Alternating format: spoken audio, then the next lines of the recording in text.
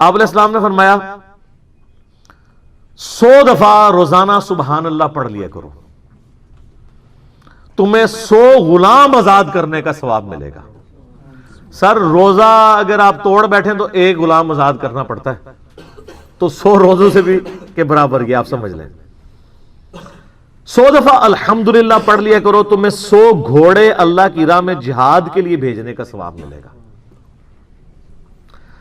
100 دفعہ اللہ اکبر پڑھ لیا کرو، تمہیں 100 اونٹ اللہ کی راہ میں بھیجنے کا، قربان کرنے کا، نہر کرنے کا ثواب ملے گا۔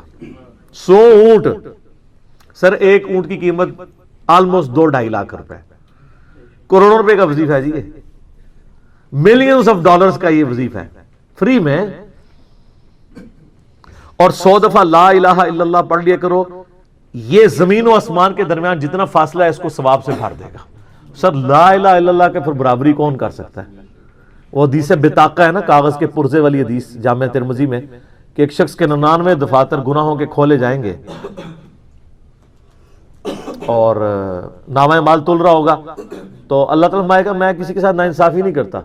دوسری طرف ایک کاغذ کا ٹکڑا ڈالا جائے گا جس پہ لا الہ الا اللہ لکھا ہوگا۔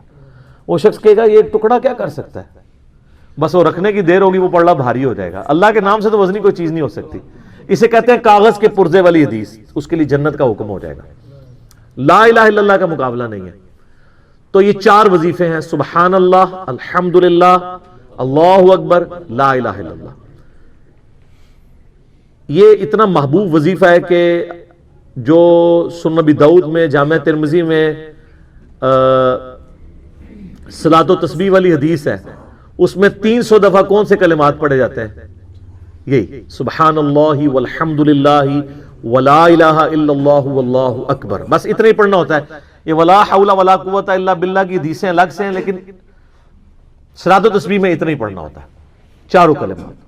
حتیٰ کہ صحیح مسلم میں حدیث ہے، نبی علیہ السلام نے فرمایا یہ 4 کلمات مجھے ہر اس چیز سے بڑھ کر محبوب ہیں جن پہ سورج طلوع ہوتا ہے، یعنی دنیا اور جو کچھ دنیا کے اندر ہے اس سے بڑھ کر مجھے یہ چیز محبوب ہے کہ میں یہ 4 کلمات کہہ لوں، سبحان اللہ والحمدللہ ولا الہ الا اللہ واللہ اکبر۔ اور صحیح مسلم کی ایک اور حدیث ہے کہ نبی علیہ السلام نے فرمایا اللہ تعالیٰ کو اس سے بڑھ کر کوئی اور کلمات محبوب نہیں ہے، اور یہ حصہ بخاری میں بھی ہے اس کا، اور اس میں اللہ تعالیٰ کی طرف سے کوئی پابندی نہیں ہے، تم ان کی ترتیب بھی بدل سکتے ہو، یعنی سبحان اللہ کے بعد آپ اللہ اکبر پڑھ لیں، پھر لا الہ الا اللہ، کوئی فرق نہیں ہے۔ یہ ایک اوپن چیز ہے، آپ یوں بھی کر سکتے ہیں کہ پہلے 100 دفعہ پڑھ لیں سبحان اللہ سبحان اللہ سبحان اللہ، الحمدللہ الحمدللہ الحمدللہ، اللہ اکبر، کیونکہ را کو پھر لام سے ملائیں گے، اللہ اکبر اللہ اکبر اللہ اکبر، لا الہ الا اللہ لا الہ الا اللہ لا الہ الا اللہ۔ اور یوں بھی پڑھ سکتے ہیں، وہ زیادہ بہتر ہے، سبحان اللہ والحمدللہ ولا الہ الا اللہ واللہ اکبر، کیونکہ اکبر پہ وقف کریں گے، ورنہ یہ سبحان اللہ تو الحمدللہ ہی پڑھ نہیں سکتے آپ، کیونکہ الحمدللہ الحمدللہ بنے گا کانٹینیوس، جیسے اللہ اکبر اللہ اکبر اللہ اکبر بنتا ہے، تو وقف کرنا پڑے گا سوائے سبحان اللہ کے۔ سبحان اللہ یہ تو پڑھ سکتے ہیں، لیکن الحمدللہ کو الحمدللہ الحمدللہ وقف کرنا پڑے گا۔ اللہ اکبر اگر ملائیں گے تو اللہ اکبر، را کو لام سے، تو اس کی بجائے اتنی مشکل میں نہ پڑے، سبحان اللہ والحمدللہ ولا الہ الا اللہ واللہ اکبر، ایک تسبیح پڑھ لے، 4 وظیفے 100 دفعہ ہو جائیں گے، کیونکہ نبی علیہ السلام نے اجازت دے دی ہے نا، آگے پیچھے دائیں بائیں کچھ بھی کر سکتے ہو، اور یہ ترتیب تو صلاۃ و تسبیح میں موجود ہے، نبی علیہ السلام نے کلمات پڑھے بھی ہیں۔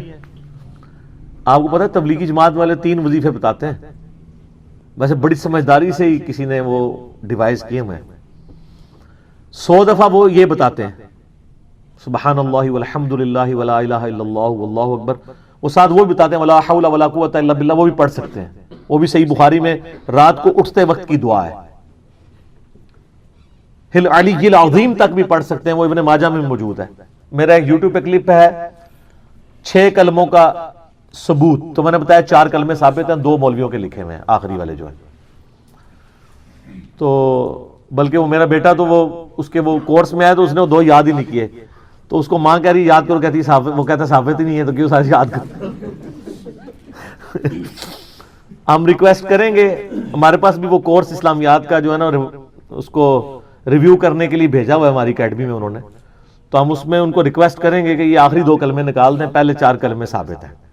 وہ تو ثابت ہی نہیں ہے تو خام خواہ لوگوں کو آپ رٹا رہے ہیں۔ الٹا جن لوگوں کی شادی ہونے والی ہوتی ہے وہ بیچارے ٹینشن میں پڑے ہوتے ہیں 6 کلمے یاد کرنے کے، حالانکہ کلمے کے ساتھ تو کوئی تعلق ہی نہیں اس کے۔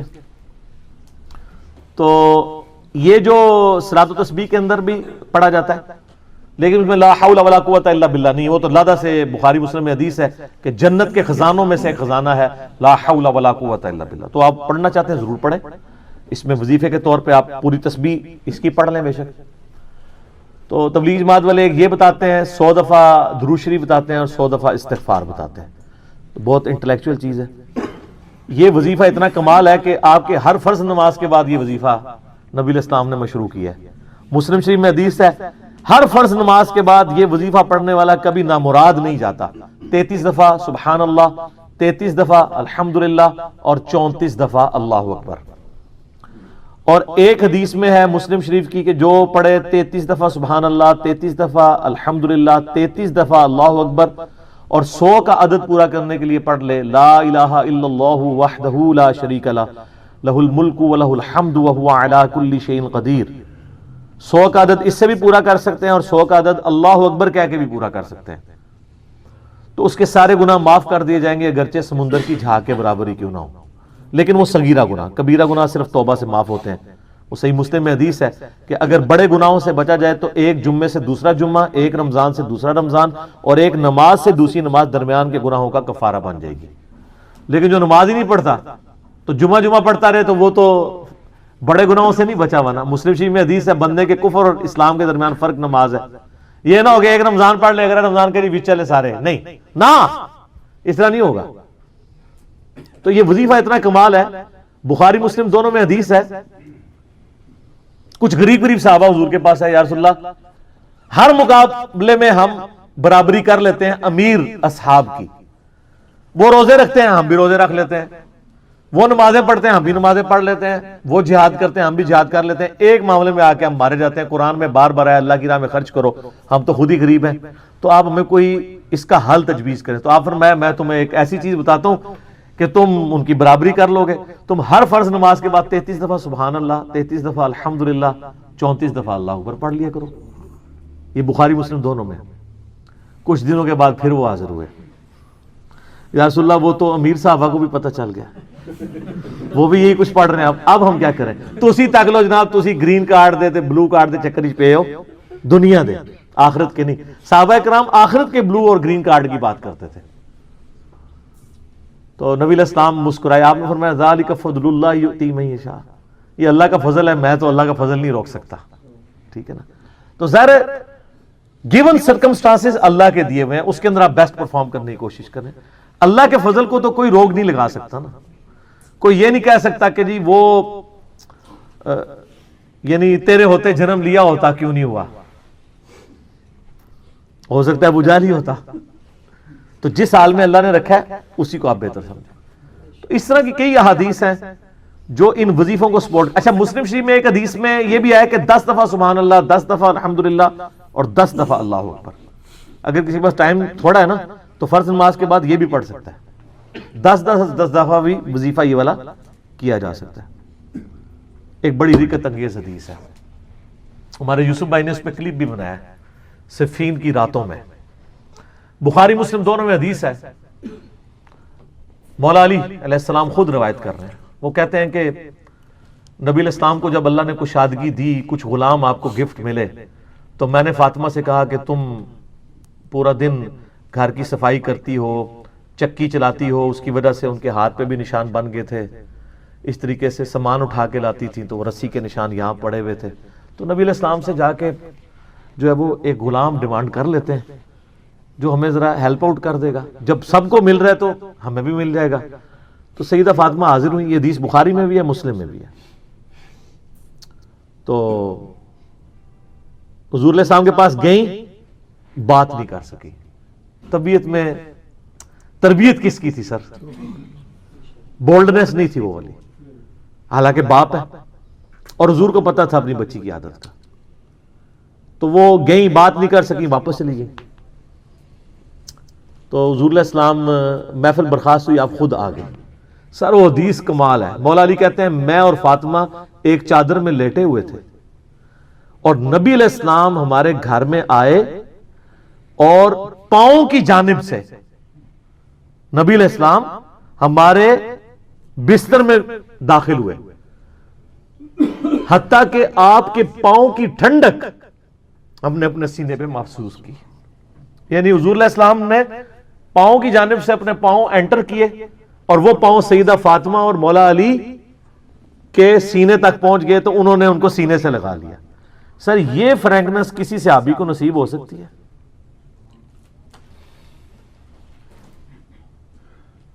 تو آپ نے فرمایا وہ فاطمہ تم آئی تھی، کوئی کام تھا؟ سیدہ فاطمہ سے پھر بھی بات نہیں نکلی۔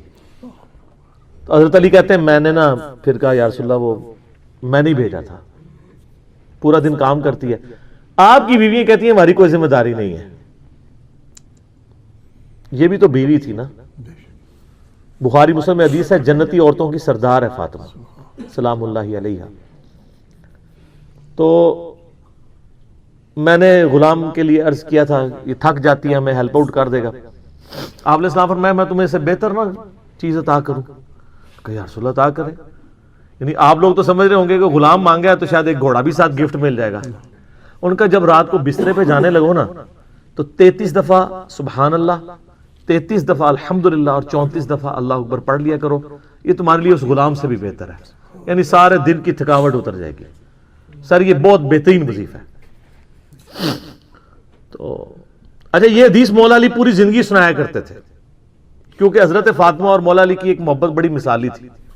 پھر لوگ بھی جو ہے نا وہ مولا علی سے پوچھا کرتے تھے وہ فاطمہ والی حدیث، تسبیح فاطمہ، اسے تسبیح فاطمہ اسی لیے کہا جاتا ہے۔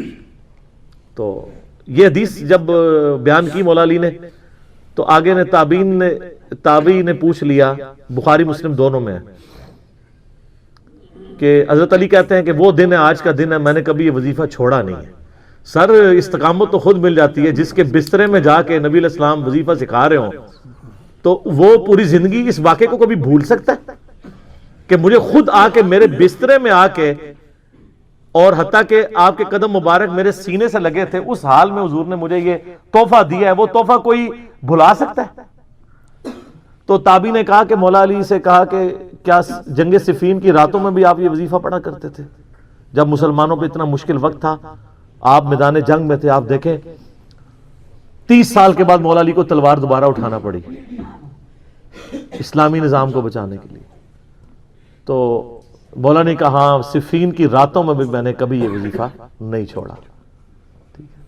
تو اس پہ وہ کلپ بنایا تھا صفین کی راتوں میں، یہ اتنا کمال کا وظیفہ ہے۔ اللہ تعالیٰ ہمیں اس وظیفے پہ استقامت دے، اور کچھ نہ کر سکیں یہ ضرور کیا کریں۔ بخاری مسلم میں حدیث ہے، عائشہ کہتی ہیں نبی علیہ السلام نے فرمایا کہ اللہ تعالیٰ کو سب سے بڑھ کر محبوب عمل وہ ہے جو مستقل مزاجی سے کیا جائے، خواہ تھوڑا ہی کیوں نہ ہو، بنسبت اس عمل کے جو بہت زیادہ ہو لیکن مستقل مزاجی سے نہ ہو۔ ایک بندہ ایک دن 1000 دفعہ سبحان اللہ پڑھتا ہے، اگلے دن 10 دفعہ پڑھتا ہے، اس سے بہتر روزانہ ہی 10 دفعہ پڑھ لے۔ تو یہ وظیفہ 100 دفعہ پڑھنے کے لیے کوئی زیادہ ٹائم ریکوائرڈ نہیں ہوتا۔ آپ روٹین میں ہیں، آپ پاس دونوں آپشن ہیں، الگ الگ کر کے پڑھ لیں تب بھی ٹھیک ہے، ایک ہی دفعہ میں پڑھ لیں سبحان اللہ والحمدللہ ولا الہ الا اللہ واللہ اکبر تب بھی درست ہے۔ اور فرض نماز کے بعد تو اور کوئی وظیفہ، ایک آیت الکرسی والا وظیفہ اور یہ تسبیح فاطمہ والا وظیفہ اور تکبیر بلند کرنا، استغفار پڑھنا، اللہم انت السلام منک السلام، سارے اذکار اس میں لکھے ہوئے۔ چند ایک وظائف تو ضرور پڑھیں اور اس میں یہ والا وظیفہ کبھی نہ چھوڑیں، یہ بہت ایکسٹراورڈنری وظیفہ ہے۔ مغرب کی اذانیں شروع ہو چکی ہیں، بقیہ سوالات انشاءاللہ اذان مغرب کے وقفے کے بعد انشاءاللہ۔ گوشت کا صدقہ یا بکرا، کالا بکرا، اس طرح کی کوئی ایسی چیز نہیں ہے۔ صدقہ تو آپ پیسے کی شکل میں بھی دے سکتے ہیں، مال کی شکل میں بھی، اور سبحان اللہ بھی صدقہ ہے۔ اپنی بیوی کے منہ میں لقمہ ڈالنا بخاری مسلم میں آتا ہے، یہ بھی صدقہ ہے۔ بیوی سے ازدواجی تعلق قائم کرنا بھی صدقہ ہے، وہ تو کوئی ختم ہی نہیں ہے۔ مطلب یہ مسلم شریف میں حدیث ہے، صحابہ نے کہا یا رسول اللہ بیوی سے تعلق قائم کرنا، فرمایا اگر یہی تعلق کسی اور سے قائم کرو گناہ ملے گا؟ ان کا ملے گا. تو فرمایا اس پہ ثواب بھی ملے گا. اندازہ کریں, یہ کانسیپٹ ہے اسلام میں. تو یہ جو صدقہ بڑے گوشت کے بارے میں یہ یاد رکھیں کہ آج کل انڈیا کے اندر ایک وبا چلی ہوئی ہے, چونکہ وہ ہندوؤں کے ساتھ رہتے ہیں تو وہ کچھ علماء ہندوؤں کو خوش کرنے کے لیے انہوں نے جعلی روایتیں نکال لی ہیں وہ حاکم سے اور باقی کتابوں سے, طبرانی سے, کہ جی بڑا گوشت بیماری ہے تاکہ ہندو خوش ہو جائیں. اور بڑے بڑے ذمہ دار علماء یہ اس قسم کے ان کے کلپس آئے ہوئے ہیں. بالکل جعلی روایتیں ہیں, یہ قرآن کے خلاف ہے. قرآن پاک میں واضح آیا ہے کہ جب ابراہیم علیہ السلام کے پاس فرشتے انسانی شکل میں ہے تو انہوں نے بڑا گوشت ہی بنا ہوا بچڑا لا کے سامنے رکھا تھا. سنت ابراہیمی کو بیماری کہنا, اپنے ایمان کی فکر کریں. آپ ہندوؤں کو خوش کرنے کے لیے اس طرح کے کام نہ کریں. ٹھیک ہے اگر آپ کو گائے کی قربانی کے اوپر کوئی پابندی ہے, وہاں پہ آپ وہ قربان نہیں کر سکتے پبلکلی, یہ الگ بات ہے. لیکن آپ گائے کے گوشت کے بارے میں اس طرح کی بات کرنا, وہ تو دنیا میں ہر چیز میں بیماری ہے. Access of every thing is bad. دنیا میں کون سی چیز ہے جو آپ ایکسیس استعمال کریں اور اس کا فائدہ ہو جائے؟ چھوٹا گوشت نبی علیہ السلام کی سنت ہے, لیکن ایک بندہ روزانہ ہی گوشت کھاتا ہے تو اس کا تو یورک ایسڈ بڑھے گا. اب وہ کہ گوشت بیماری ہو گیا, تو یہ بات اس طرح نہیں ہے. اور جی اونٹ کے اس میں جی گائے کے دودھ میں شفا ہے, لیکن اس کی بیماری گوشت جو ہے, اگر پھر نبی علیہ السلام جو ہے گائے کی قربانیاں کرتے رہے اور گوشت استعمال کرتے ہیں تو اس کا مطلب ہے نعوذ باللہ امت کو بیماری دے کے کیا, نعوذ باللہ. تو یہ بالکل جعلی روایتیں ہیں, گھڑی گئی ہیں, اور مجھے لگتا ہے کہ وہ ہندوؤں کے بھائیوں نے ہی گھڑی ہیں. وَبِالْوَالِدَيْنِ احسانا, اور اپنے والدین کے ساتھ احسان کی روش اختیار کرو. قرآن میں مینلی بڑے بڑے 4 مقامات جو میں نے بتایا 10 کمانڈمنٹس میں, چاروں جگہ پر توحید کے بعد پہلا حق اللہ تعالیٰ نے ماں باپ کا رکھا ہے. یہاں پہ تو مختصر بات ہے, لیکن باقی جگہوں میں ملے گا کہ اگر والدین تجھے اکسائیں اس بات کے اوپر کہ تو اللہ کے ساتھ کسی کو شریک ٹھہرا, تو پھر ماں باپ کا بھی کہنا نہیں ماننا. یعنی ماں باپ کا حق بھی اللہ کے حق کے اندر اندر ہے. دنیا میں معروف طریقے سے ان کے ساتھ چلنا ہے, ایون ماں باپ کافر بھی ہوں تو. اسما بنت ابی بکر جو حضرت ابو بکر کی بیٹی تھی, ان کی ماں کافرہ تھی, تو صحیح بخاری میں آتا ہے کہ انہوں نے اللہ کے نبی علیہ السلام سے کہا کہ میری ماں مشرکہ ہے, میرے پاس آتی ہے, میں اس کے ساتھ کیا معاملہ کروں؟ تو آپ نے فرمایا دنیا میں معروف طریقے سے اس کے ساتھ بیہیو کرو. یعنی وہ جو ہیومن ڈگنیٹی ہے وہ وائلیٹ نہیں ہوگی. کافر ماں باپ بھی ہیں, بیمار ہوں گے, آپ ان کا علاج کروائیں گے, ان کی صحت کا خیال رکھیں گے, ان کے باقی معاملات کو دیکھیں گے, لیکن بات آپ نے ماننی ہے اس رب کی جس نے آپ کو ماں باپ دیے, اس رب کے پیغمبر کی کہ جو دنیا پہ اس رب کا نمائندہ ہے صلی اللہ علیہ وآلہ وسلم. والدین کے ساتھ احسان کرو. وَبِذِي الْقُرْبَى, اور اپنے قریبی رشتہ داروں کے ساتھ. آپ دیکھیں گے قرآن میں ماں باپ کے بعد ہمیشہ رشتہ داروں کا ذکر ضرور آتا ہے پہلے نمبر پر, اس لیے کہ رشتہ داروں میں جیلسی فیکٹر ہوتا ہے, تو اللہ نے اسپیشلی کہا ہے کہ رشتہ داروں کے ساتھ ضرور اس نے سلوک کرنا ہے. آپ کئی لوگ دیکھیں گے اپنے بہن بھائیوں کے ساتھ تو ان کی دشمنیاں چل رہی ہوتی ہیں اور یاروں دوستوں کو کھلا پلا رہے ہوتے ہیں. تو اسلام میں تو اس کی اجازت نہیں ہے. آپ کی زکوٰۃ کا بھی سب سے زیادہ حقدار آپ کے بہن بھائی ہیں. ماں باپ اولاد کو آپ زکوٰۃ نہیں دے سکتے, لیکن بہن بھائی کو تو زکوٰۃ لگتی ہے, پہلا حق ان کا ہے اگر وہ غریب ہے. والیتاما, اور جو یتیم ہیں جن کی پرورش کرنے والا کوئی نہیں ہے.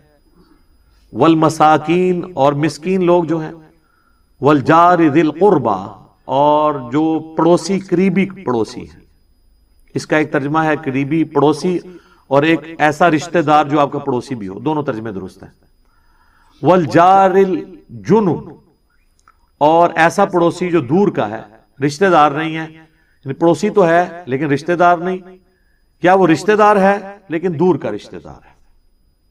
یہ ترتیب بتائی جا رہی ہے کس طرح حق ہے ترتیب سے. والصاحب بالجنب, اور مجلس کے لوگ جو تمہارے دوست یار ہیں. دیکھیں دوست یاروں کا ذکر کس کے بعد آیا؟ ماں باپ, رشتہ دار, پھر قریبی رشتہ دار, پھر دور کے رشتہ دار, پھر دوست. اسے دوست پہلے ہونے لیں. الٹا ایک معاملہ چل رہا ہے. وابن السبیل, اور مسافر بھی. اگلے زمانوں میں تو مسافروں کے لیے بہت بڑی آزمائش تھی نا میرے بھائی. نہ تو کوئی موبی کیش تھا اور نہ کوئی ایزی پیسہ تھا. کسی کو راستے میں قافلے کو لوٹ لیا اور وہ گھر سے 4 مہینے کی مسافت پہ ہے, اس کا اونٹ بھی کسی نے چوری کر لیا, تو وہ گھر کیسے پہنچے گا؟ آپ ذرا امیجن کریں. سفر تو گھوڑوں اور اونٹ پہ ہوتا تھا. ایون آج کے زمانے میں اگر آپ کے پاس کرایہ نہیں ہے تو آپ کس طرح, ایک بندہ کراچی سے اسلام آباد آتا ہے, یہاں اس کی جیب کٹ گئی ہے اور پیسے بھی کسی سے وہ مانگ نہیں سکتا, پیچھے اس کا کوئی ہے نہیں جو اس کو دے, تو ظاہر ہے ادھر ہی وہ کسی سے مدد کے لیے کرے گا, مجھے کم از کم ٹکٹ تو لے دیں. تو اس لیے مسافر کا حق آج بھی اسی طریقے سے امپورٹنٹ ہے. لیکن اس میں یہ کرنا چاہیے, جو پروفیشنلز ہیں نا, ان کو گاڑی میں بٹھا کے آنا چاہیے, ان کو پیسے نہ دیں ٹکٹ کے, کیونکہ زیادہ تر یہ فراڈیے بھی ہوتے ہیں نا. تو میں تو ایسے ہی کرتا ہوں, میں بس میں بٹھا دیتا ہوں اور کنڈکٹر کو کرایہ دیتا ہوں اور اسے کہتا ہوں کہ بھئی اس کے پاس کرایہ نہیں تھا تو میں دے رہا ہوں, اور اگر یہ اترنے کی کوشش کرے تو کرایہ تیرا. تو وہ اتر جائے, بے شک کنڈکٹر کو تو لگ ہی جائے گا نا, وہ تو بیچارہ پہلے محنت مزدوری کر رہا ہے. اچھا, ہم لوگ محنت مزدوری کرنے والوں کو دیتے ہوئے کتراتے ہیں, اور جو ہم سے مفتہ مانگتے ہیں. میری تو اکثر اس طرح, اب تو خیر میں نے اپنے گھر والوں کو کافی ایجوکیٹ کر دیا کہ آپ لوگ 10-10 ہزار کی شاپنگ کر کے نکلتے ہیں کپڑوں والی دکانوں سے, اور باہر چنچی والے کے ساتھ یہ بحث کر رہے ہوتے ہیں, وہ 60 مانگ رہے ہیں, آپ اسے 50 دے رہے ہیں, اور ادھر سے ایک فقیر گزرتا ہے, اس کو 20 روپے نکال کے دے دیتے ہیں. تو اس فقیر کو آپ 10 دے دیتے, اس کو 60 کے 60 پورے دے دیتے. جو محنت مزدوری کر رہا ہے اس کا حق ہے. اور میرے تو اپنے زندگی میں اصول ہے, مجھے اگر کسی جگہ کے کرائے کا پتہ, چونکہ میں بھی پبلک ٹرانسپورٹ پہ ہی سفر کرتا ہوں, ٹیکسی پہ یا رکشے پہ یا آئی ایس پہ, تو چلیں فکس کرایہ ہوتا ہے. تو اگر اس نے پہلی دفعہ میں وہ کرایہ بتا دیا نا کہ یہ اتنا ہے, اور مجھے پتا ہے کہ اتنا ہی کرایہ ہے, میں کم بھی نہیں کرواتا. تو کئی بار لوگ ایک دم پریشان ہوتے ہیں. ایک دو بار تو جب میں نے کہا ٹھیک ہے چلیں, وہ کہتے ہیں نہیں جی لے جاؤ, وہ ڈر جاتے ہیں کہ یار یہ کون سا بندہ ہے جس کو 120 بتایا تو اس نے 100 بھی نہیں کہا, تو کیڑے چکر ہیں چاہے. یا اس کو یہ شک پڑ جاتا ہے کہ میں نے واقعی کم مانگ لیا ہے, مجھے زیادہ مانگنا چاہیے تھا, ایسا بھی ہو جاتا ہے. اور جو بٹھا لیتے ہیں پھر میں ان کو راستے میں بتاتا ہوں کہ میرے بھائی دیکھو, میں نے تمہارا کرایہ کم نہیں کروایا. کیوں نہیں کروایا؟ تم نے جائز مانگا تھا, تو آمدہ بھی جائز مانگنا. ہم بھی تمہاری طرح کے ملازم پیشہ لوگ ہیں, ہم کوئی یعنی چندوں پہ تو نہیں پل رہے, یا ہم لوگوں کی جیبیں نہیں ہتھیاتے ہیں کہ ہمارے پاس اتنا مال ہو کہ ہم جو ہے وہ اپنی علیحدہ سے ٹیکسی کے اوپر سفر کر رہے ہوں. تو ہماری بھی کوشش ہوتی ہے کہ یار بس جتنا نامینل طریقے سے گزارا ہو سکے تو اس کو ریئلائز بھی کرا دیتے ہیں. وما ملکت ایمانکم, اور جو تمہارے قبضے میں ہیں تمہاری لونڈیاں اور غلام, جو میں نے پہلے بھی عرض کیا کہ یہ سسٹم آبسلیٹ ہو چکا ہے, لیکن ان کے حقوق اپنی جگہ تھے. جو اور اس کو آج ماڈرن فارم میں آپ اس فارم میں سمجھ سکتے ہیں کہ ہر وہ چیز جو آپ کے انڈر آتی ہے, آپ کے گھر میں کام کرنے والے جو لوگ ہیں, اگرچہ وہ لونڈی اور کنیز کے نہیں, وہ آزاد لوگ ہیں, لیکن بہرحال وہ آپ کے انڈر تو آتے ہیں, تو آپ ان کی بھی ضرورتوں کا خیال رکھیں. اور اس حوالے سے میں کہوں گا کہ دنیا میں خوش نصیب ترین ملک جو ہے نا وہ پاکستان ہے. پاکستان میں غریب لوگ تو چل ہی چیریٹی کے اوپر رہے ہیں. یہاں پر یعنی لوگ اپنے گھر میں کام کرنے والوں کے ساتھ بہت زیادہ حسن سلوک کرتے ہیں. اگر گھر والوں میں سے کوئی باہر سے آتا ہے تو وہ اپنے گھر میں کام کرنے والی جو عورتیں ہیں ان کے لیے بھی کوئی نہ کوئی گفٹ لے کے آتا ہے, ان کو بھی کچھ نہ کچھ کپڑے لے کے دے دیتے ہیں. کل کو ان کے بچیوں کی شادیاں ہوتی ہیں تو پھر وہ جن گھروں میں کام کرتی ہیں وہ پھر ان کو ہیلپ آؤٹ کرتے ہیں. اور یہ آلموسٹ ہر جگہ ہو رہا ہے, اور یہ ہمارے اس معاشرے کی خوبصورتی ہے, اس کلچر کی خوبصورتی ہے, اور اسلام کی دین ہے یہ کہ ظاہر ہے کہ خرچ تو وہی کرتا ہے جسے امید ہو آخرت میں ملنے کی, لیکن اس میں یہ چیز ہونی چاہیے کہ آپ اپنے ملازم کو زکوٰۃ اس نیت سے نہیں دے سکتے کہ اب یہ میرے ساتھ ضرورت سے بڑھ کے حسن سلوک کرے چونکہ میں نے اسے زکوٰۃ دی ہے. زکوٰۃ اللہ کا حق تھا آپ پر, وہ اگر آپ اپنے ملازم کو دیتے ہیں نا تو اس کے اگینسٹ آپ اگر اس سے یہ تمنا کریں گے نا کہ اس کے اگینسٹ وہ میرے ساتھ زیادہ لائلٹی شو کرے, آپ کی ذات فارغ ہوگی, وہ نئے سرے سے دینی پڑ جائے گی. ملازمین کو زکوٰۃ دینے والا معاملہ بڑا خطرناک ہو جاتا ہے. ایک لمحے کے لیے بھی آپ کو یہ خیال آ گیا, چلے دل میں وسوسہ آنا اس پہ گرفت نہیں ہے, لیکن آپ نے اسے ایگزیکیوٹ کر دیا, اسے ڈانٹ دیا کہ تم نے میں فریج لے کے دیتا سی, تو فریج تو آپ نے لے کے دیا تھا زکوٰۃ کے پیسوں کا, تو اس پہ احسان کیسا؟ وہ تو آپ پہ احسان ہے اس کا کہ اس نے لے لیے تاکہ آپ نے اللہ کا ایک فرض پورا کر لیا. تو ملازمین کو زکوٰۃ دیتے وقت یہ خطرہ لاحق رہتا ہے کہ ہر وقت کہ کہیں آپ کی بدنیتی آ گئی بیچ میں تو وہ فرض ہی فارغ ہو جائے گا، نئے سرے سے دینی پڑ جائے گی۔ یہ پھر اپنا خود بخود محاسبہ کرنا ہوگا۔ بعض لوگ یہ کرتے ہیں پھر اس کے اگینسٹ ان سے ڈبل مزدوریاں کروا رہے ہوتے ہیں، اور ظاہر ہے وہ تو بیچارہ پسا ہوا طبقہ ہے تو انہوں نے تو کرنا ہی کرنا ہے۔ تو لہٰذا حسن سلوک والا معاملہ ان کے ساتھ ضرور کریں۔ اکثر لوگ پوچھتے ہیں، ہاں جو غیر مسلم آپ کے گھروں میں کام کر رہے ہیں ان کو آپ اپنی زکوٰۃ نہیں دیں، لیکن صدقہ اور خیرات تو ان کو دے سکتے ہیں، عام صدقہ اور خیرات، اور آپ کو ثواب بھی ہوگا اس کے اوپر۔ زکوٰۃ اسپیسیفکلی مسلمانوں کا حق ہے کہ پہلے ان کو دی جائے۔ البتہ اگر مسلمان امیر ہو جاتے ہیں یا ان کی بیسک نیڈز پوری ہو جاتی ہیں، پھر آپ غیر مسلم کو بھی زکوٰۃ دے سکتے ہیں۔ ان کو کہا جاتا ہے مؤلفۃ القلوب، تالیف قلب کے لیے ایسے لوگوں کو زکوٰۃ دینا تاکہ وہ اسلام کی طرف مائل ہوں، تو ان کو بھی زکوٰۃ پھر دی جا سکتی ہے، لیکن یہ اس صورت میں جب مسلمانوں سے آپ فارغ ہو بیٹھے۔ یہ نہیں ہے کہ مسلمان ذلیل ہو رہے ہیں اور آپ غیر مسلموں کو زکوٰۃ دے رہے ہیں۔ پہلا حق ان کا ہے کہ ان کو زکوٰۃ دی۔ باقی جو عام جتنی بھی نفلی عبادات ہیں، چاہے قربانی کا گوشت ہو، صدقہ اور خیرات ہو، عقیقے کا کھانا ہو، عام جو نظر نیاز اللہ کی راہ میں آپ دیتے ہیں، 11ویں نہیں، اللہ کے لیے جو، وہ سب کی سب آپ غیر مسلم کو بھی دے سکتے ہیں، اس کو بھی کھلانے کا ثواب ہے۔ قرآن میں دیکھیں جگہ جگہ آتا ہے نا کہ مساکین کو کھانا کھلاؤ، کبھی نہیں ساتھ آئے گا کہ مسلمان مسکین ہو یا غیر مسلم، کیٹاگوریکلی، وہ بھی اللہ کی مخلوق ہے۔ ٹھیک ہے، اور اوائل اسلام میں تو جن لوگوں نے اسلام قبول کیا ہے وہ اسلام کی انہی اخلاقی رویوں کی وجہ سے کیا ہے نا، کہ عرب کے معاشرے کے اندر جہاں پہ غلاموں کی کوئی عزت نہیں تھی، وہاں پہ ایک شخص یہ آواز بلند کرتا ہے کہ جو خود کھاتے ہو وہی ان کو کھلانا ہوگا، جو خود پہنتے ہو وہی ان کو پہنانا ہوگا۔ اس لیے تو نبی الاسلام پہ پہلے غلام ایمان لے آئے تھے کہ ہمارے حقوق کی آواز کسی نے بلند کی ہے۔ وہ چیز جو مسلمانوں کا ترہ امتیاز تھی اور لوگوں کے اسلام قبول کرنے کا سبب تھی، وہ ہم نے دنیا کو بتانی تھی کہ ہم بیسک ہیومن رائٹس کے اندر بلیو کرنے والے ہیں، نہ کہ یہ کہ ہم اپنے مسلمانوں سے پیسے لے کے بھی ان کو ملاوٹ شدہ چیزیں دے رہے ہیں، ان کے ساتھ دھوکہ اور فراڈ کر رہے ہیں۔ بالکل الٹ ہو چکا ہے نا کام۔ آپ دیکھ لیں، آپ کی والدہ ہاسپٹل میں ایڈمٹ ہوں خدا نہ خواستہ، اور آپ کو ڈاکٹر ایک ٹیکہ لکھ کے دے کہ جی اس ٹیکے سے آپ کی والدہ کی جان بچ سکتی ہے، اور آپ میڈیکل سٹور پہ جائیں اور وہ کہ جی یہ 2 ٹیکے میرے پاس اویلیبل ہیں، یہ حافظہ اللہ تعالیٰ اور دامت برکاتہم عالیہ نے جو نیا میڈیکل سٹور انہوں نے میڈیکل دوائیاں بنائی ہیں ان کا ٹیکہ ہے، اور یہ جرمنی کے ایک کافر ڈاکٹر کا ٹیکہ ہے۔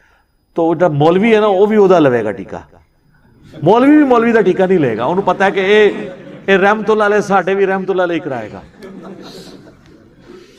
یہی ہے، ہمیں تو کوئی اعتماد نہیں۔ میں اپنی پرسنلی آپ کو بتاؤں، میں نے جب بھی کوئی کرسچن مزدور یا مستری کام پہ لگائے ہیں نا تو مجھے تو بڑی بے فکری ہوئی ہے، نہ تو انہوں نے کوئی خرد برد کی ہے، میرا تو بڑا اس حوالے سے تجربہ ہے۔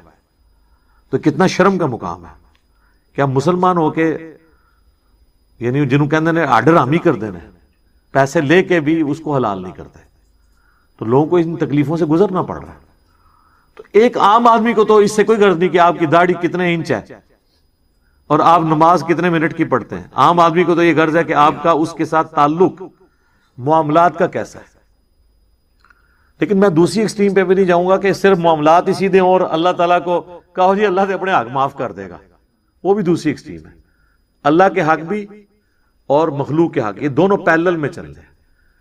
ایک پر سے پرندہ نہیں اڑتا، 2 پروں سے ہی اڑتا ہے۔ تو یہ اللہ تعالیٰ نے دونوں چیزیں، حقوق اللہ بھی، حقوق العباد بھی، امر بالمعروف بھی یعنی نیکی کا حکم بھی، اور نہی عن المنکر بھی۔ خالی فضائل اعمال نہیں، نہی عن المنکر نہیں کرتے نا، وہ کہتے ہیں امر بالمعروف کریں گے، اعمال کے فضائل سنائیں گے۔ نہی عن المنکر جو ہے نا وہ تو ظاہر ہے اس میں تو خطرہ ہوتا ہے کہ اگلا بندہ کوئی سنا ہی نہ دے۔ علم بھی عمل بھی، یہ بھی دیکھ لیں جوڑا ہے، خالی علم بھی۔ فرمایا اعوذ باللہ من الشیطان الرجیم الذین یتبعون الرسول النبی الامی الذی یجدونہ مکتوبا عندہم فی التوراۃ والانجیل، یہ اس نبی امی کی پیروی کر رہے ہیں جس کا ذکر لکھا ہوا پاتے ہیں اپنے پاس تورات اور انجیل کے اندر۔ یأمرہم بالمعروف وینہاہم عن المنکر، جو کہ انہیں نیکی کا حکم دیتے ہیں، ان کو برائی سے روکتے ہیں۔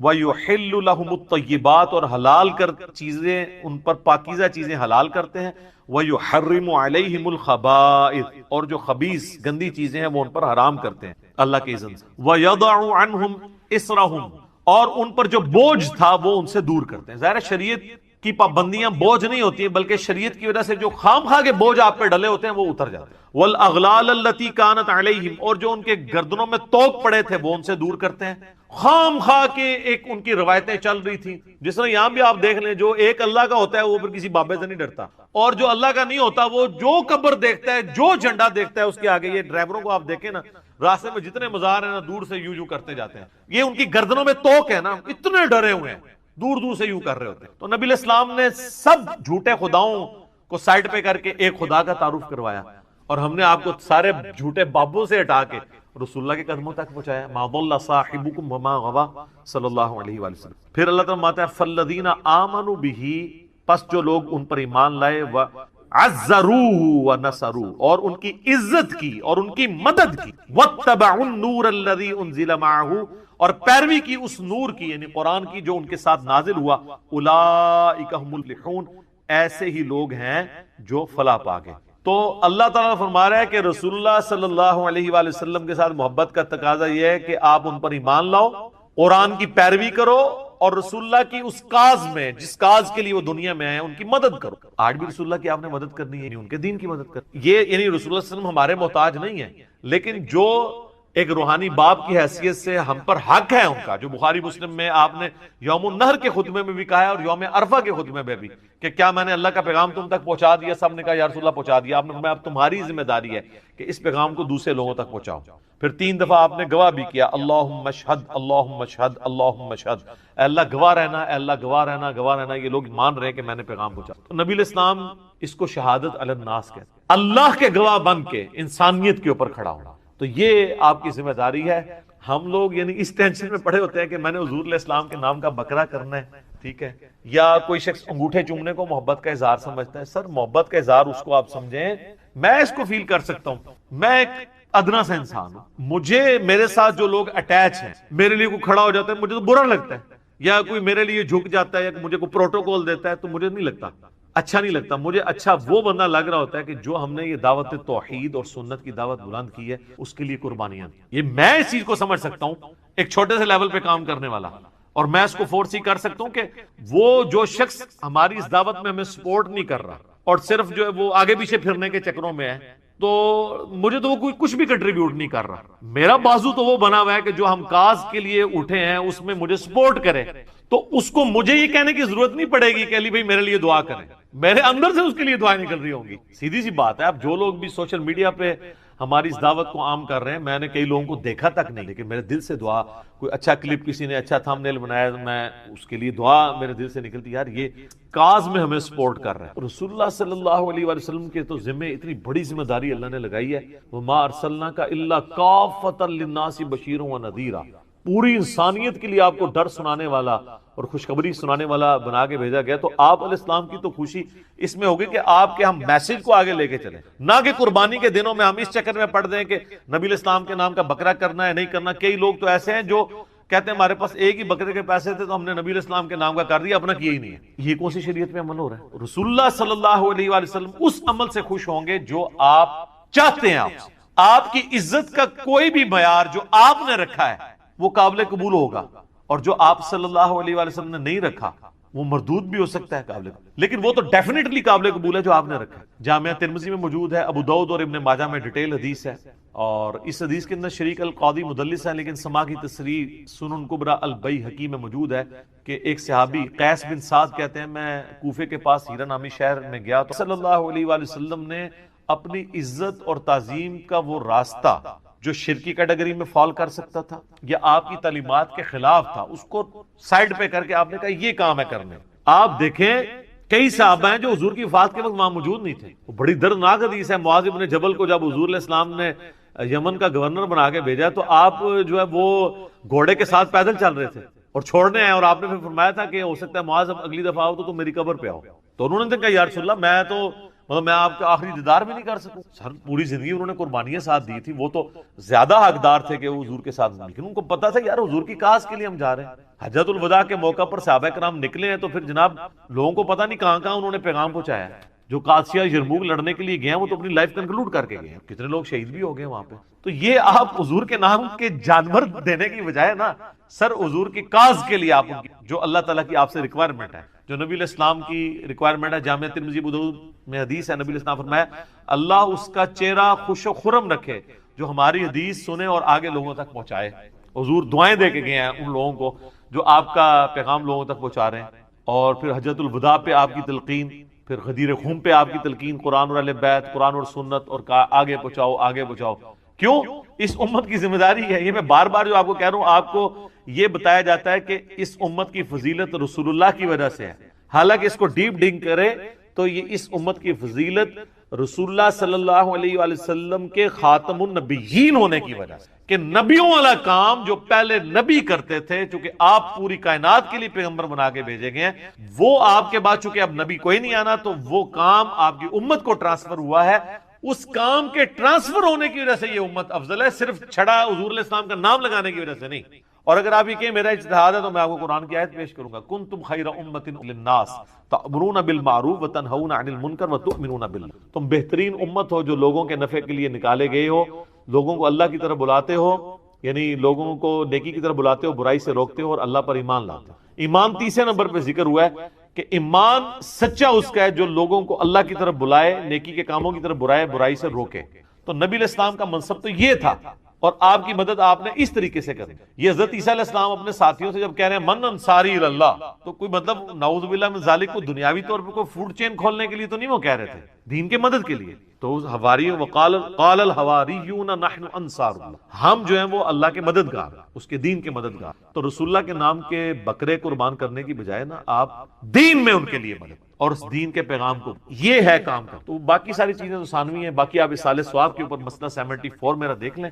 10 لاکھ سے زیادہ لوگ یوٹیوب پہ ویڈیو دیکھ چکے، بلکہ 1.2 یا 1.3 ملین کے قریب لوگ دیکھ۔ میں نے اصالہ ثواب کی ساری شکل اس کیٹیگری میں فال کرے گا۔ قربانی والا مسئلہ جو ہے مختلف ہے، باقی وہ جو ہے اسے سارا لیتے ہیں، وہ روایتیں کم پر زیادہ سے زیادہ مولا علی کی خصوصیت ہو، اور باقی رہا رسول اللہ کا کہنا کہ محمد آل محمد اور امت محمد کی طرف سے قبول کر، تو یہ نبی علیہ السلام کی خصوصیت۔ ورنہ تو آپ بھی جب پھر قربانی کریں تو آپ بھی کیا پھر یہ ساتھ کہیں گے کہ میری طرف سے، میرے گھر والوں کی طرف سے، رسول اللہ کی طرف سے اور پوری امت کی طرف سے قبول کر، لہذا پوری امت نور کرنے کی ضرورت ہی نہیں ہے۔ اس طرح تو نہیں ہے۔ تو اس جو خصوصیت والی چیز ہے اس کو اس طریقے سے۔ پوائنٹ نمبر 13، تو یہ سب سے بڑا تھا، تھوڑے سے پوائنٹس رہ گئے، انشاءاللہ تھوڑے دیر میں یہ کور ہو جائیں گے کہ گوشت کے کتنے حصے کیے جائیں، یہ بھی بڑا کریٹیکل مسئلہ ہے۔ تو کوئی صحیح حدیث تو دور کی بات، ضعیف روایت بھی نہیں ہے کہ گوشت کے 3 حصے کیے جائیں، ایک رشتہ داروں کے لیے، ایک غریبوں کے لیے، ایک اپنے لیے۔ سارا خود بھی کھا سکتے ہیں، کوئی مسئلہ نہیں ہے، لیکن پریفریبل یہ ہے کہ غریبوں اور محتاجوں کو بھی کھلایا جائے، وہ میں انشاءاللہ بتا دوں گا بعد میں، اور وہ ہے اگلا پوائنٹ۔ اور یہاں بات یاد رکھیں، حنفی بھی یہ بات نہیں مانتے، ان کے علماء ضرور کہتے ہیں کہ 3 حصے کریں، لیکن وہ بھی یہ بات ان کی کتابوں میں موجود ہے کہ 3 حصے کرنا ضروری نہیں، سارا خود بھی کھا سکتے ہیں۔ وہ پوائنٹ نمبر 14 ہے کہ سورۃ الحج کی آیت نمبر 28 میں اللہ تعالیٰ نے فرمایا، اور وہ میں آیت انشاءاللہ آخر میں پڑھ بھی دوں گا، کہ آپ صلی اللہ علیہ وسلم پر یہ آیت مبارکہ جو نازل ہوئی اس میں فرمایا گیا کہ قربانی جب حج کی کرو تو خود بھی کھاؤ اور محتاجوں اور غریبوں کو بھی کھلاؤ۔ تو کیٹاگوریکل مینشن ہوا کہ خود بھی کھانا ہے اور غریبوں کو بھی کھلانا ہے۔ اور صحیح بخاری اور صحیح مسلم کی متفق علیہ حدیث ہے، آپ صلی اللہ علیہ وسلم نے فرمایا تم میں سے جس نے بھی قربانی کی ہے تو 3 دن سے زیادہ وہ اپنے گھر گوشت سٹور نہ کرے۔ پھر اگلے سال آپ صلی اللہ علیہ وسلم سے صحابہ نے پوچھا یا رسول اللہ آپ نے پچھلی دفعہ تو کہا تھا 3 دن سے زیادہ گوشت نہیں رکھنا، تو اس سال بھی ہم یہی کریں؟ تو آپ صلی اللہ علیہ وسلم فرمایا نہیں، پچھلے سال میں نے اس لیے کہا تھا کہ قحط کا زمانہ تھا اور میں نہیں چاہتا تھا تم سارا گوشت جو ہے وہ اپنے پاس رکھو، اپنے غریب بھائیوں کو بھی کھلاؤ، اس لیے میں نے تم پر یہ پابندی لگائی تھی کہ 3 دن سے زیادہ گوشت سٹور نہیں کرنا اور سارا صدقہ اور خیرات کر دینا ہے۔ اب گوشت خود بھی کھاؤ، غریبوں کو بھی کھلاؤ اور ذخیرہ بھی کر لو۔ یہ بخاری اور مسلم متفق علیہ حدیث ہے۔ اس حدیث میں بھی اشارہ مل گیا کہ قربانی کے 3 دن ہے، اشارہ ملا 3 دن سے زیادہ نہیں رکھنا۔ اور یہ بھی پوائنٹ شیخ زبیر علی صاحب نے ایکسپلور کیا، اور واقعی حقیقت بات ہے کہ اس کے اندر امپلائڈ ہے کہ 3 دن قربانی ہے، بخاری مسلم کی حدیث میں 3 دن سے زیادہ گوشت نہیں رکھنا۔ پوائنٹ نمبر 15 نمبر، کیا قربانی کے گوشت تک روزہ رکھا جائے گا؟ یہ بھی پوائنٹ ہے، اکثر لوگوں میں یہ مشہور ہے کہ جی وہ گوشت پکے گا پھر آپ نے روزہ کھولنا ہے. دیکھیں اندازہ کریں. حالانکہ میں پہلے بھی بتا چکا کہ بخاری اور مسلم کی متفق علیہ حدیث ہے کہ 2 دن تو روزہ ہے ہی نہیں ہے, عید الفطر اور عید الاضحیٰ. اور صحیح مسلم ہے کہ یوم تشریق بھی کھانے پینے کے دن ہیں, ان میں بھی روزے سے اوائڈ کرنا چاہیے, کھانے پینے کے دن.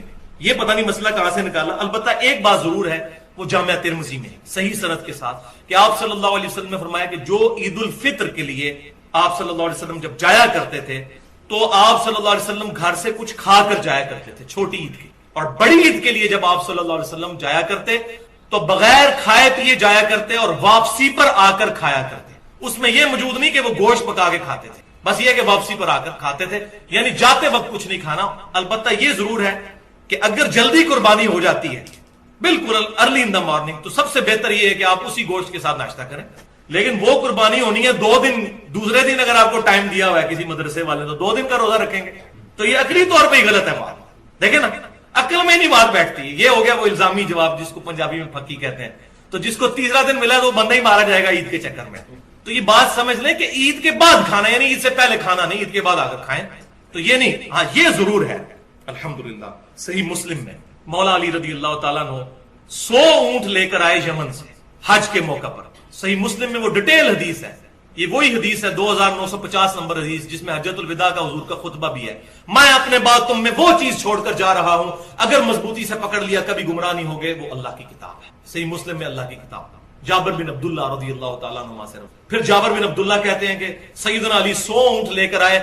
نبی صلی اللہ علیہ وسلم نے اپنے مبارک ہاتھوں سے 63 اونٹ قربان کیے, اور اس میں اشارہ موجود تھا کہ یہ آپ کا آخری سال ہے, کیونکہ 63 سال ہی آپ کی زندگی ہوئی, آپ نے پوری زندگی کی قربانیاں ایک دفعہ کی 63 اونٹ. یہ تو بعد میں پتا چلا نا. اور بخاری اور مسلم میں حدیث ہے بڑی رکت والی. صحابہ کہتے ہیں حضور ہم میں موجود تھے اور ہم کہا کرتے تھے یہ حجۃ الوداع ہے, یہ واو پہ زبر ہے, ودا نہیں لفظ ہوتا, حجۃ الوداع. لیکن ہمیں اس وقت نہیں پتا تھا ہم اسے حجۃ الوداع کیوں کہتے ہیں, حالانکہ یہ الوداع ہی تھا. تو بعد میں پتا چلا یہ حجۃ الوداع کیوں ہے, آپ صلی اللہ علیہ وسلم کا وہ آخری سال تھا. تو حجۃ الوداع کے موقع پر آپ صلی اللہ علیہ وسلم نے 63 اونٹ اپنے مبارک ہاتھوں سے قربان کیے, اور پھر 37 اونٹ سیدنا علی کو کہا کہ تم قربان کرو. تو سیدنا علی نے وہ 37 اونٹ قربان کر کے 100 کا ہنسا پورا کیا. پھر جابر بن عبداللہ کہتے ہیں آپ صلی اللہ علیہ وسلم نے حکم فرمایا کہ ہر اونٹ میں سے ایک ایک گوشت کی بوٹی لی جائے, 100 اونٹوں میں سے, اور پھر اس کو ایک دیگ میں پکایا جائے. یعنی 100 اونٹوں کی ایک ایک بوٹی لے کر وہ پھر دیگ میں پکائی گئی. پھر گوشت اس کا تیار ہوا تو جابر بن عبداللہ کہتے ہیں پھر ان دونوں نے بیٹھ کر کھایا. کس نے؟ نبی صلی اللہ علیہ وسلم اور سیدنا علی رضی اللہ عنہ. تو لیکن یہاں پر یہ کریٹیکل مسئلہ بھی سمجھ لیں کہ اونٹ کا گوشت کھانے سے وضو ٹوٹ جاتا ہے. یہ صحیح مسلم میں حدیث. آپ صلی اللہ علیہ وسلم نے پوچھا گیا یا رسول اللہ صلی اللہ علیہ وسلم ہم بکری کا گوشت کھا کر وضو دوبارہ کریں؟ فرمایا مرضی ہے, کر لو, ٹھیک نہ کرو تو کوئی حرج نہیں. پھر پوچھا اونٹ کا گوشت کھا کے, فرمایا کہ اونٹ کا گوشت اگر کھاؤ تو پھر وضو دوبارہ کرو. اس میں وہ جو ایک عجیب سا قصہ مشہور ہے کہ وہ کسی صحابی کی ہوا خارج ہو گئی تھی تو آپ سے فرمایا جس نے اونٹ کا گوشت کھایا وہ جا کے وضو دوبارہ کرے. وہ روایت کوئی ثابت نہیں ہے. اس میں تو واضح صحابی خود پوچھ رہے ہیں کہ بکری کا گوشت کھا کے فرمایا نہیں کرنا, اونٹ کا گوشت فرمایا کرنا ہے. تو اونٹ کا گوشت کھانے سے وضو ٹوٹ جاتا ہے. وضو, غسل, تیمم اور طہارت کے مسائل پر میری پوری گفتگو ہے ahlsunnatpak.com پر, مسئلہ نمبر 42 کے نام سے 2 گھنٹے اور 20 منٹ کی, اس میں نے ڈیٹیل کے ساتھ احکام بتائے ہیں. اب الحمدللہ 5-7 منٹ میں یہ آخری 2 پوائنٹ کور ہوں گے اور ہماری گفتگو الحمدللہ کنکلوڈ ہو جائے گی. Point number 16, second last point, کھال کا مصرف کیا ہونا چاہیے, کیونکہ کھال تو بڑی مصیبت بن گئی ہے. پہلے تو خالی مولوی لڑتے تھے کھالوں کے لیے, اور ان کا بس چلے تو آپ کی کھال بھی عید والے دن اتار کے لے جائیں اور جا کے اس کو بیچ کے تو اس سے جو ہے چندہ اکٹھا کریں. لیکن اب سیاسی جماعتیں بھی میدان عمل میں اتر آئی ہیں, خصوصاً کراچی شہر کے اندر تو عید قرباں پر قتل ہو جاتے ہیں کھال کے چکر. وہ 1.5-2 ہزار کی کھال ہوتی ہے اور بندہ مار دیتے ہیں, یہ کھال ہم نے لے کے جانی, وہ کہتے ہیں ہم نے لے کے جانی. پھر ایک ایک مکتبہ فکر میں, بریلویوں میں, دیوبندیوں میں, اہل حدیث, اہل تشیع میں, ان میں بھی جتنی پارٹیاں بنی وہ آپس میں کھال کے پیچھے لڑتے ہیں. اور بعض لوگ تو بےچارے صرف اس لیے 2 قربانیاں کرتے ہیں کہ ایک پارٹی کو ایک کھال دیں گے, دوسرے کو دوسرے, تاکہ دونوں خوش رہیں. ٹھیک ہے, یہ بالکل حقیقت ہے. اور یہ سارا مسئلہ جو ہوا ہے نا وہ ہوا ہے فتنہ مال. میں پھر ریپیٹ کروں گا, مسئلہ نمبر 51, 1.5 گھنٹے کی گفتگو, رزق حرام, فتنہ مال اور دنیا پرستی کا انجام اور اس کا علاج. آج تک کسی بندے نے رزق حرام پہ یہ گفتگو نہیں کی. کیوں؟ کہ وہ پرٹیکولر آیات ہے ہی علماء کے بارے میں ہے کہ یہ حرام ہو رہا ہے. وہ ساری آیات میں نے پیش کی ہیں, امت کے بارے میں تو بعد میں ہے, जामे तिरमिज़ी में सही हदीस है, हर उम्मत का एक फितना और मेरी उम्मत का फितना माल है। तो मैंने डिटेल के साथ उसमें बयान किया है। तो सही बुखारी और सही मुस्लिम की मुत्तफ़क़ुन अलैह हदीस है इस खाल वाले कॉन्टेक्स्ट में कि सैयदना अली रज़ियल्लाहु ताला अन्हु कहते हैं कि नबी सल्लल्लाहु अलैहि वसल्लम ने मेरी ड्यूटी लगाई थी ऊंटों पर कि मैं ऊंटों की कुर्बानी के लिए उनसे पहले जो है उनकी निगरानी करूं, उसके बाद उनकी लगामों को और उनके पालान जो उन पर रखे होते हैं और लगामें जो साथ होती हैं उनको और उनकी खाल को सदका करूं और कसाई को यानी कसाब को इसकी उजरत ना दूं कि उसके खाल उसके हवाले कर दी जाए कि ये उजरत है तुम्हारे कुर्बान कर, अपनी तरफ से उजरत है। ये आप सल्लल्लाहु अलैहि वसल्लम की हदीस सही बुखारी और सही मुस्लिम में है। सैयदना अली को आप सल्लल्लाहु अलैहि वसल्लम ने कैटेगोरिकल मेंशन किया कि उसके साथ जो रस्सी लगी हुई है, लगाम भी लगी है, पालान भी लगा हुआ है, जो जो चीजें ऊंट के साथ है उसकी खाल ये तमाम सदका होंगी और इसका मसरफ वही होगा जो गोश्त का मसरफ है, यानी खुद भी इस्तेमाल में ला सकते हैं खाल को। वो सही मुस्लिम में हदीस है कि आप सल्लल्लाहु अलैहि वसल्लम ने खाल अपने जाती इस्तेमाल में लाने की भी इजाजत मरहमत फरमाई है, यानी गोश्त भी हम इस्तेमाल कर सकते हैं, खाल भी। उस वक्त सहाबा किराम अलैहिम रिदवान घरों में मुसल्ला बना लिया करते थे, खालों का डोल बना लिया करते थे इस चमड़े का, खुद इस्तेमाल कर सकते हैं। अब मसरफ क्या है इसका? तो भाइयों पहला मसरफ तो यह है कि गरीब रिश्तेदारों को सदका और खैरात किया जाए, क्योंकि कुरान पाक में सबसे ज्यादा जोर जो है वो रिश्तेदारों से हुस्न सलूक। उसके बाद जो जो भी लोग दीन के लिए काम कर रहे हैं या एनजीओज हैं, मिसाल के तौर पर ईदी वेलफेयर ट्रस्ट वाले हैं, शौकत खानम वाले हैं, इसी तरीके से अल खिदमत फाउंडेशन है जमात इस्लामी की, वो है, इसी तरीके से फलाह इंसानियत जमात दावा की एक विंग है जो ये काम कर रहे हैं। तो जो जो भी खिदमत खल के लिए काम कर रहा है उनको भी दे जा सकती है खाल, अल्हम्दुलिल्लाह, इसमें कोई मसला नहीं। पॉइंट नंबर 17, आखिरी पॉइंट, और ये खुसूसन बैरून मुल्क मुकीम मुसलमानों के लिए, क्या गैर मुस्लिम को कुर्बानी का गोश्त दिया जा सकता है या नहीं? इंशाल्लाह मेरी इल्म के हाथ तक अब कोई मसला ऐसा नहीं जो मैंने एड्रेस ना किया हो, तो ये मसला भी अब समझ लीजिए कि कुरान पाक में कैटेगोरिकल ये स्टेटमेंट है। सूरतुल हज आयत नंबर 28, बिस्मिल्लाहिर्रहमानिर्रहीम, फकुलू मिनहा व अतइमुल बाइसल फकीर। तो जब ये कुर्बान कर चुको जानवर तो इसमें से खुद भी खाओ और मोहताज गरीबों को भी खिलाओ। अब इसमें गरीब मुसलमान है या गैर मुस्लिम, इसकी कोई तफरीक नहीं और ना ही किसी हदीस के अंदर ये तफरीक आई है। तो अपनी तरफ से शरीयत साजी करने की जरूरत नहीं, बल्कि तालीफ कल्ब के लिए, जिस तरह हमारे पाकिस्तान इंडिया में बाज़ औक़ात हमारे घरों में काम करने वाले क्रिश्चियंस होते हैं, उनके तालीफ कल्ब के लिए दिया जाए तो बहुत ज्यादा सवाब है। लिहाजा गैर मुस्लिम को कुर्बानी का गोश्त देने में कोई हर्ज नहीं है इस आयत के तहत। अल्हम्दुलिल्लाह इस पे अहले सुन्नत के तीनों ग्रोह, बरेलवी, देवबंदी और अहले हदीस और अहले तशय्यो भी मुत्तफिक हैं। बाज हमारे जो बरेलवी और देवबंदी उलमा हैं उन्होंने थोड़ी सख्ती की है कि नहीं, ये चूंकि वाजिब इबादत है, हाँ सदके वाली इबादत हो तो आप दे सकते हैं, वाजिब इबादत में ना दें। लेकिन उनके पास माशाल्लाह दूसरा टूल बड़ा अच्छा है, वो कहते हैं जी हीला कर लें कि आपके पास जो दूसरे रिश्तेदारों का गोश्त आया है वो आप क्रिश्चियंस को दे दें, अपना ना क्रिश्चियंस को दे। माशाल्लाह मास्टर है ना इस काम के। तो उनके नजदीक भी पता उनको भी है कि इसका वो हाल तो निकालना है कि क्रिश्चियंस को देना है। अब जाहिर है हमारे इधर कितना गरीब तबका है, तो वो कहते हैं आपके घर जो बाकी रिश्तेदारों का गोश्त आया हुआ है ना वो आप क्रिश्चियंस को दे दें, अपना वाला किसी मुसलमान को ही दें।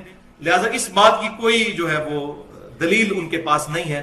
सही बुखारी और सही मुस्लिम की मुत्तफ़क़ुन अलैह हदीस है जो मैं पहले भी बयान कर चुका कि आप सल्लल्लाहु अलैहि वसल्लम ने एक साल तो फरमाया कि 3 दिन से ज्यादा स्टोर नहीं करना गोश्त, फिर अगले साल इजाजत दी और फरमाया कि 3 दिन के बाद भी स्टोर भी कर सकते हो, खुद भी खाओ और गरीबों को भी खिलाओ। मैंने इसलिए मना किया था कि वो कहत का साल था ताकि तुम सारा गोश्त खैरात कर दो। लिहाजा इसके तहत इज्तिहादी ये मसला निकलता है कि आज भी हमारी गवर्नमेंट ऑफ पाकिस्तान अगर कोई कहत वाला मामला हो जाए या कोई नेचुरल डिजास्टर हो जाए, जैसा कि कभी जलजिला या सैलाब आ जाता है, तो गवर्नमेंट ऑफ पाकिस्तान अगर एक एग्जीक्यूटिव ऑर्डर ये जारी कर दे कि जो कुर्बानी का गोश्त है बस थोड़ा सा अपने घर में रखें और बाकी सब गवर्नमेंट के पास जमा करवाएं ताकि उन गरीब लोगों तक पहुंचाया जाए, तो ये बिल्कुल जायज है, ये किया जा सकता है एग्जीक्यूटिव ऑर्डर के तौर पर। तो और अल्हम्दुलिल्लाह ये काम कर रहे हैं, हमारी जो तंजीमें जितनी काम कर रही हैं, चाहे ईदी वाले हों या इस तरीके से अल खिदमत फाउंडेशन वाले हों या फलाह इंसानियत जो जमात दावा वालों की है, उनसे हमारा इख्तलाफ अपनी जगह जो है, लेकिन जो अच्छी बात किसी की भी उसकी तारीफ करनी चाहिए। तो ये जितने लोग ये काम कर रहे हैं ये वही काम तो कर रहे हैं। और मैं अल्हम्दुलिल्लाह मैं भी ये पिछले कई सालों से कुर्बानी डायरेक्ट उन्हीं लोगों को ही देता था, घर में नहीं, कि जो लोग जलजिला जदगान को या इस तरीके से सैलाब जदगान के लिए वहां कुर्बानी करते थे और उनको सारा तकसीम कर देते थे। तो लिहाजा ये मामला हो सकता है, इसकी इजाजत है।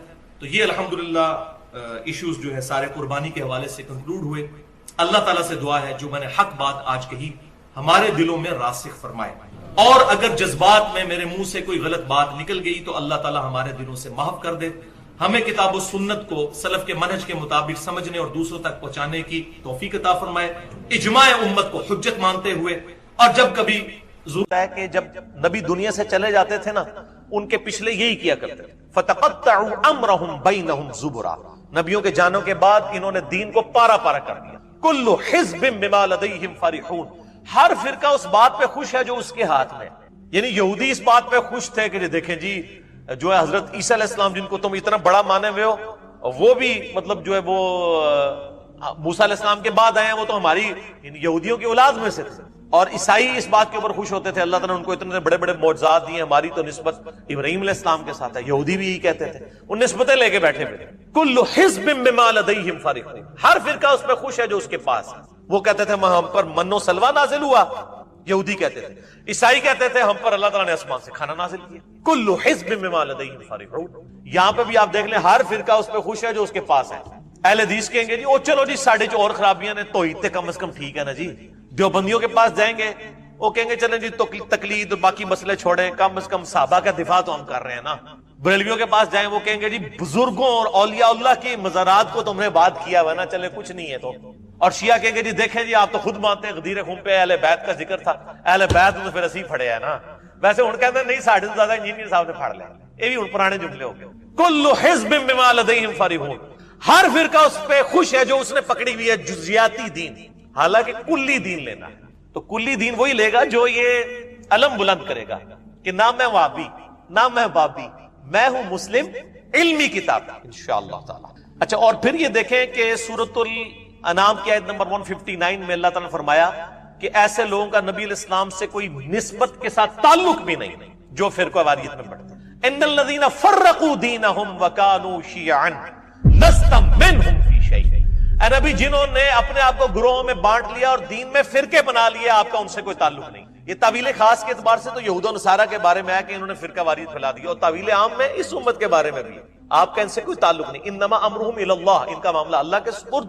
ثم ینبئہم بما کانوا یفعلون, پھر اللہ تعالیٰ ان کو بتا دے گا جو دنیا میں وہ کرتوت کیا کرتے. اور وہ کیا بتائے گا, وہ بڑی ڈاڈی آیت ہے جی, سورہ آل عمران کی آیت نمبر ہے 105, بڑی ڈاڈی آیت ہے جی. یہ وَاعْتَصِمُوا بِحَبْلِ اللَّهِ جَمِيعًا وَلَا تَفَرَّقُوا, یہ تو آیت ہے 103. اس کی دو آیتیں آگے جا کے اس سے بھی زیادہ سخت آیت آئی ہے جس میں سائملٹینیس کنٹراسٹ بتایا گیا, دوسرے انداز میں اسی بات کو پریزنٹ کیا گیا. اعوذ باللہ من الشیطان الرجیم. وَلَا تَكُونُوا كَالَّذِينَ تَفَرَّقُوا وَاخْتَلَفُوا مِن بَعْدِ مَا جَاءَهُمُ الْعِلْمُ, دیکھنا ہے مسلمانوں ان لوگوں کی مانند مت ہونا جنہوں نے فرقے بنا لیے اور علم آ جانے کے بعد اختلاف کیا. یعنی کون, یہود و نصارہ. یہود و نصارہ والا کام تم نہ کرنا. وہ ہم کہتے ہیں نا یہ آیت ہے ان الذین فرقوا دینہم وکانوا شیعا, وہ کہتے ہیں یہ تو یہود و نصارہ کے بارے میں نازل ہوئی ہے کہ نبی آپ یہود و نصارہ نے جو فرقے بنائے آپ کا ان سے تعلق نہیں ہے. اور تو اڑے بارج بھی ہے. یہاں پہ اللہ تعالیٰ فرما رہا ہے وَاعْتَصِمُوا بِحَبْلِ اللَّهِ جَمِيعًا وَلَا تَفَرَّقُوا, اللہ کی رسی کو مضبوطی سے تھام لو, فرقہ واریت میں مت بٹو. اس کے بعد اللہ تعالیٰ دو آیات کے بعد فرما رہا ہے دیکھنا مسلمانوں تم ان لوگوں کی مانند یعنی یہود و نصارہ کی مانند مت ہونا جنہوں نے فرقے بنائے اور اختلاف کیا علم آ جانے کے بعد, بینات روشن دلائل آ جانے کے بعد. وَأُولَئِكَ لَهُمْ عَذَابٌ عَظِيمٌ, اور ان کے لیے ہوگا عذاب عظیم. جو لوگ فرقے بنائیں گے اختلاف کریں گے, علمی اختلاف نہیں بلکہ بزرگ بابوں کی بنیاد کے اوپر تفرقہ بازی ڈال دیں گے, اللہ تعالیٰ فرماتا ہے ان کے لیے بہت بڑا عذاب ہے. وَلِعَوْذُ بِاللَّهِ تَعَالَى. اس حوالے سے میں اسی کوسچن کے اینڈ میں سورۃ الانعام کی آیت نمبر 153 بھی چاروں بیان کر دوں سلوشن کے طور پر. یعنی رونا تو سارے روتے ہیں نا, سلوشن کوئی نہیں دیتا, ہم سلوشن بھی دیتے ہیں ساتھ, علاج بھی دیتے ہیں, صرف رونا نہیں روتے. سورۃ الانعام آیت نمبر 153 میں اللہ تعالیٰ نے سلوشن دیا ہے فرقہ واریت سے بچنے کا. اعوذ باللہ من الشیطان الرجیم, بسم اللہ الرحمن الرحیم. وَأَنَّ هَذَا صِرَاطِي مُسْتَقِيمًا, اور نبی صلی اللہ علیہ وآلہ وسلم سے کہا گیا آپ فرما دیجئے کہ بے شک یہ ہے میرا راستہ جو کہ سیدھا ہے. فَاتَّبِعُوهُ, اس کی پیروی کرو. وَلَا تَتَّبِعُوا السُّبُلَ, اور ادھر ادھر کے راستوں کی پیروی مت کرنا. فَتَفَرَّقَ بِكُمْ, وہ تمہیں فرقوں میں ڈال دے گا, تمہیں ٹکڑوں ٹکڑوں میں بانٹ دے گا. عَنْ سَبِيلِهِ, میرے راستے سے. ذالک وصاکم بہ، یہ وہ ہے جس کی وصیت کی جاتی ہے تمہیں، لعلکم تتقون، تاکہ تم ڈر جاؤ. میں عمر صدیق صاحب کو بھی کہوں گا، آپ الٹے بھی لٹک جائیں، جب تک آپ اپنے فرقے کی ملت پہ نہیں آتے نا، یہ کبھی بھی آپ کو ایکسیپٹنس نہیں دیں. جس کا ثبوت یہ ہے کہ یہ اس فتوے میں لکھ رہے ہیں کہ یہ حسینی اور یزیدی کی تفریق جو عمر صدیق نے شروع کی ہے، اس کی وجہ سے ہمارے فرقے کو نقصان ہو رہا ہے. یہ فتویٰ ان کا ان لوگوں کے بارے میں نہیں آیا، ڈاکٹر ذاکر نائک کے بارے میں 2009 میں، آج سے آلموسٹ آپ سمجھ لیں 12 سال پہلے، 11 سال پہلے، اس وقت ان کو خیال آیا کہ یہ تفریق شروع ہو جائے گی، اس لیے کہ وہ ان کے فرقے کی فیور میں بات کر رہا ہے، کیونکہ بیسیکلی تو یہ فرقہ یزیدی ہے. جب ان کے حق میں بات ہو رہی ہو، پھر ان کو کوئی خیال نہیں آتا یار حسین علیہ السلام کا تو مرتبہ زیادہ ہے، ہم کوئی بات کریں. لیکن اگر کوئی کہہ دے کہ جی یہ جو جامعہ ترمذی کی حدیث ہے، مسند احمد میں، المستدرک للحاکم میں، الحسین منی وانا من الحسین، حسین مجھ سے ہے، میں حسین سے ہوں، اس کی وجہ سے ہم اپنے آپ کو حسینی کہتے ہیں. وہ کہتے ہیں جی آپ تفریق ڈال رہے ہیں، حسینی نہیں، ہمیں تو علوی، فاروقی، صدیقی بھی نہیں کہنا چاہیے، عثمانی بھی نہیں کہنا چاہیے، تو حسینی ہم اپنے آپ کو کیوں کہیں؟ تو میرے بھائی اگر آپ یہ کہتے ہیں آپ کو علوی، عثمانی، صدیقی اور فاروقی نہیں کہنا چاہیے، تو ہم اس حق میں بھی نہیں کہ اپنے آپ کو حسینی کہا جائے، تو سلفی کیوں کہتے ہو اپنے آپ کو؟ ایک اڑا ابا جے تھوڑا، ہاں کیا رسول اللہ سے نسبت ہے اس لفظ کو؟ تم نے اسی فتوے میں لکھا کہ محمدی ہیں ہم، تو سلفی کیوں لکھتے ہو؟ تمہارے سارے ابے سلفی کیوں لکھتے ہیں؟ ادھر نہیں تمہیں خیال آیا کہ تم امت میں تفریق ڈال رہے ہو؟ یہ سلفی کیا حضرت ابو بکر کی نسبت ہے، عمر کی نسبت ہے، عثمان کی ہے؟ اور یہ یاد رکھیے گا، یہ سلف جو ہے نا صحابہ کو نہیں کہتے ہیں، نہ یہ صحابہ کو سلف مانتے ہیں، یہ سلف ان بزرگوں کو مانتے ہیں جن کے فتووں کو یہ لے کے چل رہے ہیں. ابن تیمیہ کو سلفی، یہ ان کی نسبت سے ان کو سلف مانتے ہیں. ان سے پہلے بھی ان کو جو ان کے بزرگ محدثین میں ایسے لگتے ہیں نا، جنہوں نے ان کے فرقے کے حق میں فتوے دیے، ان کی وجہ سے یہ اپنے آپ کو سلف کہتے ہیں. اگر یہ سلفی سے مراد صحابہ کو مانتے ہیں تو ہم آپ کو ٹیسٹر لگا دیتے ہیں. سب سے بڑے سلف تو ہمارے کون ہوئے؟ صحابہ. سلف جو آگے گزر چکے مر کے، ان کو سلف کہا جاتا ہے. ہم خلف ہیں، ہم پیچھے آ گئے، فاتحہ خلف الامام، امام کے پیچھے. تو صحابہ سے بڑا تو سلف کوئی نہیں ہے. پھر ہمیں آپ سلف کا آپ کو فارم بتاتے ہیں. اگر آپ کہتے ہیں ہم سلفی ہیں تو آپ جو اصل سلف ہے نا، ان کا فارم امت کے سامنے رکھیں. صحیح بخاری میں حدیث ہے حضرت عمار ابن یاسر کے بارے میں. عمار ابن یاسر وہ ہیں جن کے بارے میں صحیح بخاری میں حدیث ہے کہ عمار کی زبان کو اللہ تعالیٰ نے شیطان سے محفوظ کر دیا. اس سے بڑی کوئی فضیلت ہو سکتی؟ وہ زبان جو شیطان سے محفوظ. سنن نسائی میں حدیث ہے عمار سر کے بالوں سے پاؤں کے ناخنوں تک لبالب بھرا ہوا ہے ایمان سے. 2 سرٹیفکیٹ. تیسرا سرٹیفکیٹ جو بچپن سے ہمیں پڑھایا جاتا ہے کہ جی اسلام کے پہلے شہداء عمار ابن یاسر کے ماں باپ ہیں. ماں باپ کو تو شہید بتایا گیا ہمیں بچپن سے، عمار کو کس نے مارا اور کیوں مارا یہ کبھی بتایا گیا؟ اگر یہ اسلام کے شہداء بتانے پہ ہی اتنے مخلص تھے تو عمار کے ماں باپ کو تو شہید بتایا. عمار ابن یاسر جو خود شہید ہوئے، ان کو کس رضی اللہ عنہ نے، کس رضی اللہ عنہ کے کہنے پر اس رضی اللہ عنہ کو شہید کیا یہ بتایا؟ عمار ابن یاسر کا جلوس کبھی نکلا ان کی شان میں؟ نہیں. مارنے والوں کو بھی پتا ہے. مسند امام احمد میں ابو الغادیہ نام کا پورا چیپٹر ہے رضی اللہ تعالیٰ. ہم تو احترام سے ہی نام لیں گے، صلح حدیبیہ کے صحابی ہیں. انہوں نے عمار ابن یاسر کو شہید کیا اور پوری زندگی روتے تھے. وہ مسند احمد میں تفصیل موجود ہے، کیونکہ مسند احمد میں یہ حدیث ہے کہ عمار کا قاتل اور مال لوٹنے والا جہنم کی آگ میں ہے. ابن حجر اسقلانی نے تھوڑی کوشش کی کہ ابو الغادیہ کو بچائیں، اور انہوں نے کہا کہ چونکہ صحیح مسلم میں حدیث ہے کہ جن لوگوں نے میرے ہاتھ پر درخت کے نیچے بیعت کی ہے انہیں آگ نہیں چھوئے گی، تو ابو الغادیہ کو وہ فضیلت کفایت کر جائے گی. تو محدث اعظم سعودیہ البانیہ سے جو شیخ ناصر الدین البانی، انہوں نے سلسلہ احادیث صحیحہ میں گرفت کی. انہوں نے کہا یہ بہت مشکل تعویل آپ کر رہے ہیں، کیونکہ جہاں پر خاص فتویٰ آ جائے وہاں پر فضیلت عام اٹھ جاتی. چونکہ عمار کے قاتل کے لیے خاص یہ بات آ گئی کہ عمار کا قاتل اور مال لوٹنے والا جہنم میں ہے، لہذا اس کے اوپر سے عام فضیلت اٹھ جائے گی. تو ابو الغادیہ کس کی فوج میں تھا، وہ کون تھا، وہ سب کو پتہ ہے. تیسری پارٹی کہاں سے آ گئی؟ جو لوگ کہتے ہیں نا تیسری پارٹی، انہیں کہو پھر ابو الغادیہ کو خارجی کہیں، کبھی بھی نہیں کہہ سکتے، کیونکہ مسند احمد میں ابو الغادیہ کی حدیثیں ہیں نبی علیہ السلام سے، تو نبی علیہ السلام کے صحابی کو تو خارجی نہیں کہہ سکتے. تو یہ کہانیاں کرا رہے ہیں، پرانے زمانے کی کہانیاں، ہمارے پمفلٹ میں ہر چیز موجود ہے. تو بحث بڑی لمبی ہو جائے گی، بڑی دور تک جائے گی. میں صرف اس کو کنکلوڈ کروں جو گفتگو میں کر رہا تھا. تو عمار ابن یاسر جن کی اتنی فضیلت ہے وہ سلف نہیں ہے. سلفی لکھنا ہے تو پھر ان کے فتوے بیان کرو. سنو پھر پہلا فتویٰ صحیح بخاری میں، کوفے کے ممبر پہ خطبہ دیتے ہیں،